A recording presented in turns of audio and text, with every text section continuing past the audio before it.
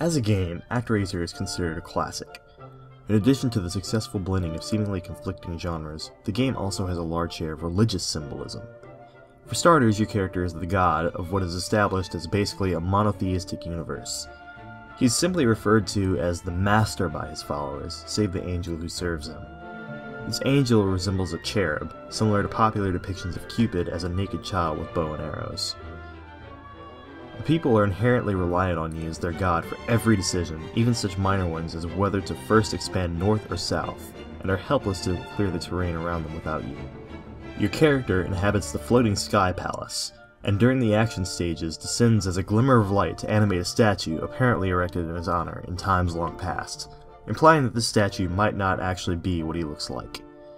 The statue itself appears, when animated, to have blonde hair and a winged helmet, typically features associated with Norse figures such as Thor. Your powers in the sim portions are over natural forces such as the weather and tectonic movement, often associated with the Greek god Zeus, and some are even straight out of the Old Testament. Your people are pious, but should you choose, you can destroy them to, for example, allow for them to expand their population more in the long run. Every time people are created for the first time in a new area, they are spawned as one man and one woman, just like the story of Adam and Eve. Each monster in the game is also the soul of a person reincarnated into its present form. The flickering light orb every time you kill a sim monster is a soul returning to be reincarnated into a person. As mentioned in another video, each area also follows a certain theme, and you, as the god of the world, are there to stamp out the mythological beasts from other traditions, be they Greek monsters, Japanese demons, or lookalikes of Indian deities. In the action stages, even the collectibles are symbolic. The source of magic is an old scroll, similar perhaps to something like the Dead Sea Scrolls. The health up items are fruit, with the full heal item being an apple, typically associated with the Tree of Knowledge in the Garden of Eden, from which only God is allowed to eat. The last action stage takes place in a giant tree, similar to Yggdrasil in Norse mythology, and has you ascending to the top, your power restored. The backstory of the game has Tanjiro usurping power from you by ganging up with his monsters, essentially meaning that your character tried and failed this boss rush before, and lost his spells as a result, similar to the eternal struggle between good and evil through God and the devil. Of course, in almost every story there's always one winner.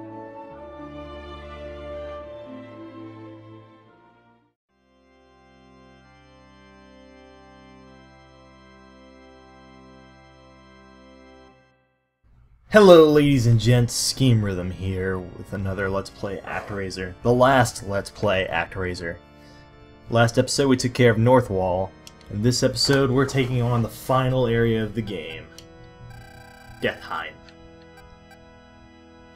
So first we're going to switch to our Magical Stardust, because that's the best magic to use against bosses.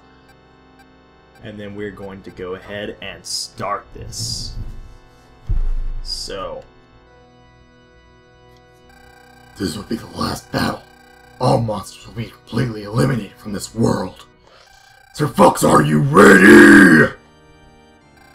May luck be with you. Alright. Let's do this. So, Deathheim, as you can see here, is actually a boss rush. And it's pretty freaking hard. You're battling every boss that you've ever fought in the game. And you're trying to minimize the number of lives you use, basically. That's the entire point of this. So I used up 7 energy against the first boss, who you may have noticed that he's faster. All the bosses are faster. I mean, you want to save your magic too. It's not very useful against the final boss, but I don't know. It's I hate it when he does this bullshit. Alright, now he's a werewolf, which means I get to hit him several times. I can probably finish him off before he even touches me. Or not. But I like to finish at least 2 or 3 bosses on 1 life. Because then it gets to the Pharaoh guy, and I know I can do him with minimal loss of life. And I don't have to use magic to beat him. So it's always nice to know whenever you can beat a boss without...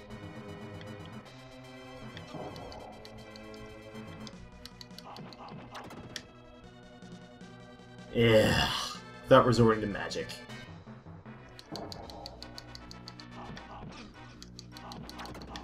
This guy, I kind of say fuck it though. I'm kind of going to say fuck it though, because the damage I inflict on him is so much greater than the damage he can do to me. Like, he's almost dead. Look at that. First 3 bosses haven't even lost a life yet. So what does that leave? That leaves 4 bosses left. This guy, I'm just going to spam Stardust on, because I hate him.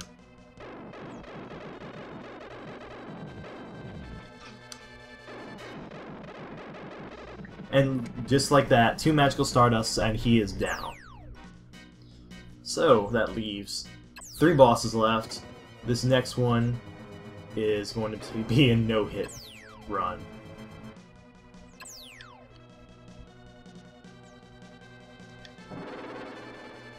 Or, I don't know, I might just say fucking... what am I talking about? This is going to be short... This is going to be relatively short anyway, because it's just the bosses. So, I'm not going to worry about length at all. Why is... My armpit itched. My armpit itched and made me take a hit from the boss I'm supposed to be able to do no hit.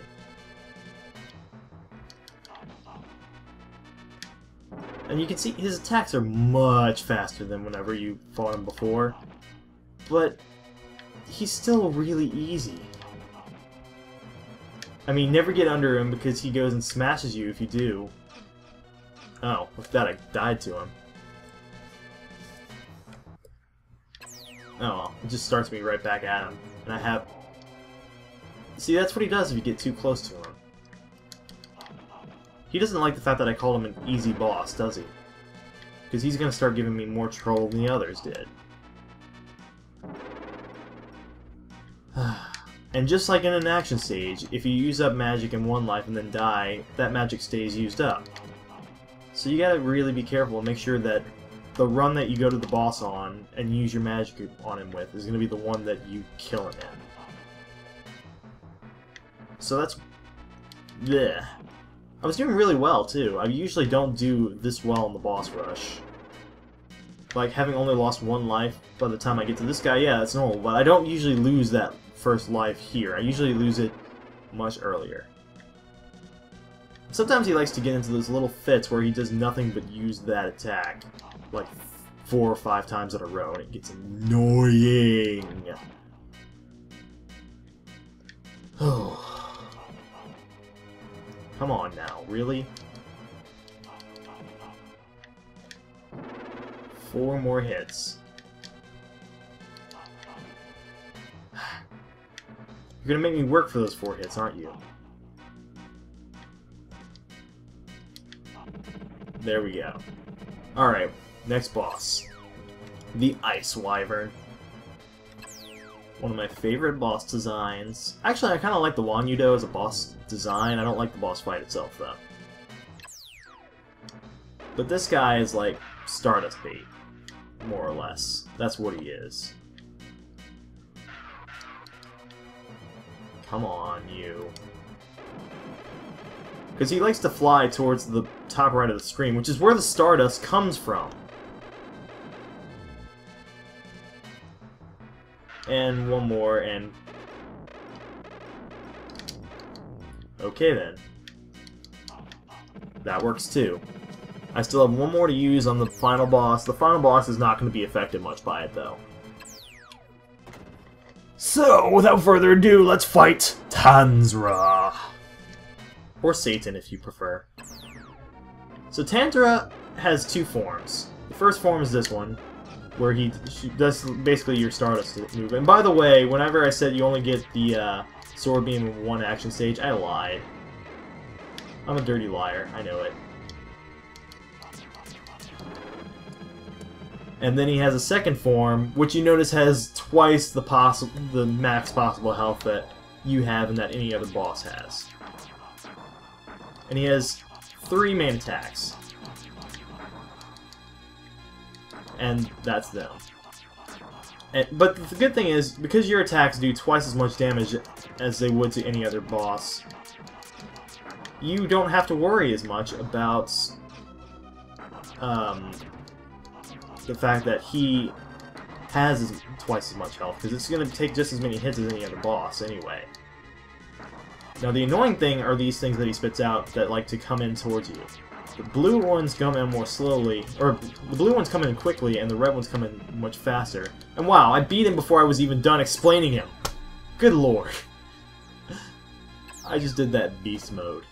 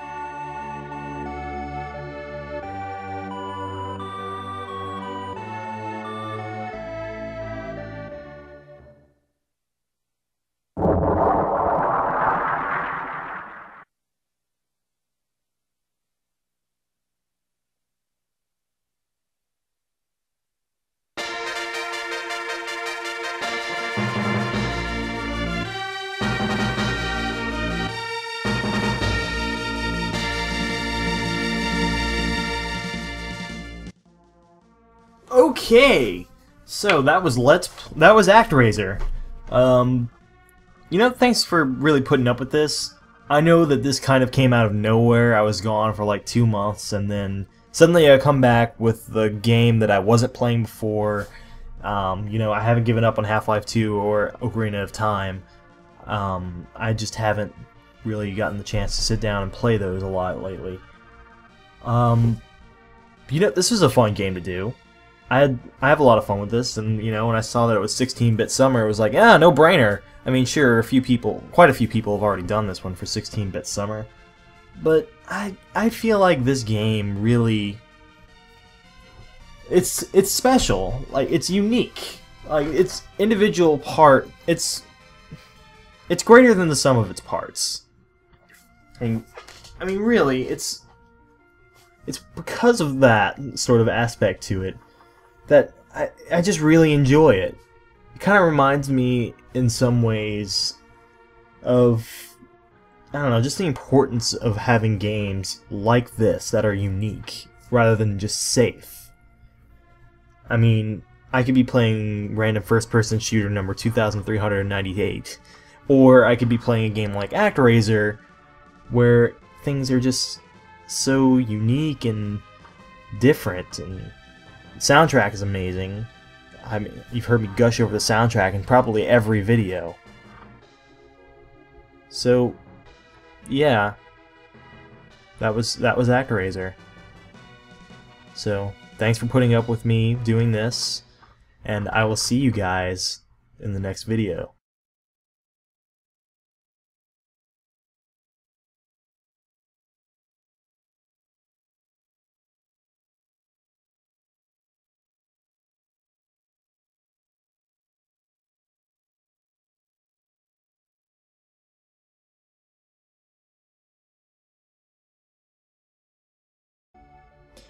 Regret that they will longer need our help? Really? Really? You're serious? Ah. An energetic boy named Teddy. Name! Oh, do you remember the people in Bloodpool had to draw lots to decide who was to be sacrificed? Period. Do you remember? Period. My questions are now statements. Period. No, I mean, that's just totally obvious, right? Their spirits remained. Remained?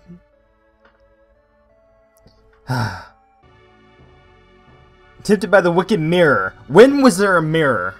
When? When?